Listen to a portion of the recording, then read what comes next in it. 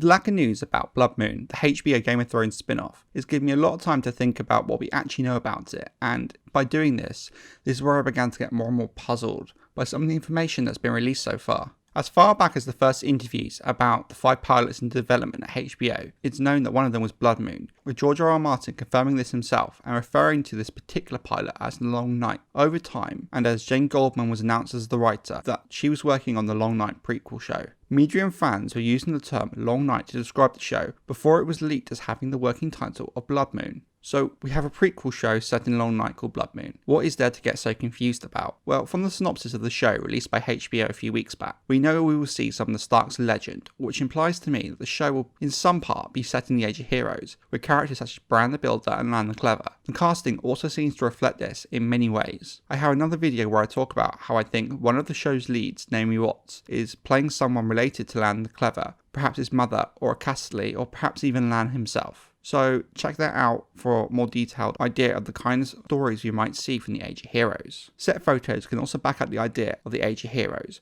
with pictures of the new Stark banner seen on location in Italy. The problem here is the show that was once being described as the Long Night prequel show. The thing is, the Long Night happened very close to the end of the Age of Heroes. From the information we have so far, it seems more like an Age of Heroes show than the Long Night. But I think what they could be doing here is using the characters from the Age of Heroes to get viewers invested, then adding more and more elements of the Long Night into the show as it progresses. I'd expect the first season to feel much like an early season of Game of Thrones, more so about politics with the supernatural and the looming threat of the others happening in the background. The key difference here, I think Bloodmoon will move towards a Long Night focus a lot sooner than Game of Thrones did. Perhaps they could do this in its second season. Again, I'd use the argument that as so much of this time period is myth and legend, it's highly possible there was a crossover period between the two eras. If Bran the Builder did in fact build the wall in Winterfell after the Long Night as legend says, then this idea is highly probable. It's all going to depend on how they're going to handle the timeline. However, for me, the debate of the Age of Heroes and the Long Night is not the biggest issue, as I think there's definitely some scope and crossover to make it work very well. But for me, the issue is the timescale Bloodmoon is supposed to be working with. The worry is that it may have some of the same problems the Long Night had and has been criticised for in Season 8 of Game of Thrones. That is, when it did arrive, it went very quickly and with a whimper.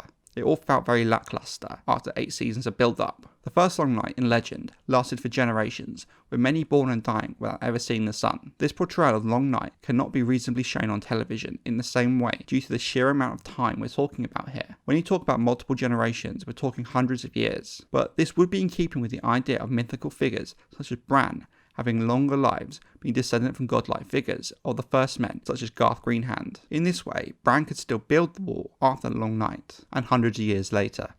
However, I think what Bloodmoon will actually do is compress the timeline a lot and take more of a grounded approach to the idea of Bran the Builder. So rather than spanning many generations, it would cover a generation, the generation of the Age of Heroes, of Bran the Builder. This would also explain how the same Bran the Builder from the Age of Heroes was able to build Winterfell on the wall without the need to give him godlike powers. If they do end up compressing the timeline like this, the mistakes of Season 8 need to be avoided, where the Long Night ended up feeling short, rushed and ultimately underwhelming. I do also hope that Bloodmoon would delve more into the history and society of the others, as well as their origin and relationship with the Children of the Forest. It all very much felt tacked on in Game of Thrones and didn't have much depth to it. The motivation of the White Walkers are never really touched upon, and especially the role of the Children of the Forest and their relationship with the First Men. So to summarise really, the idea of whether the show is going to be more Long Night based or Age of Heroes based, and how the crossover period between the two is going to work, how they're going to handle the timeline, is really what I'm questioning here, and how much the Long Night, even though it's being described as the Long Night prequel, how much is the Long Night actually going to play a part of Bloodmoon? When for all intents and purposes, to me, it seems more like an Age of Heroes prequel right now. But like I said, we've got so little information to work with. Suppose once the full series goes into production and more information comes out, these kind of blank areas we have right now will be clarified and filled in. But I'd be really interested in finding out how much you guys think the Long Night will be a part of Bloodmoon, and what characters from the Age of Heroes do you think we'll see. Thank you for watching. Liking and subscribing if you enjoyed this would be great. And as always, I'll try and answer all the comments as quickly as I can.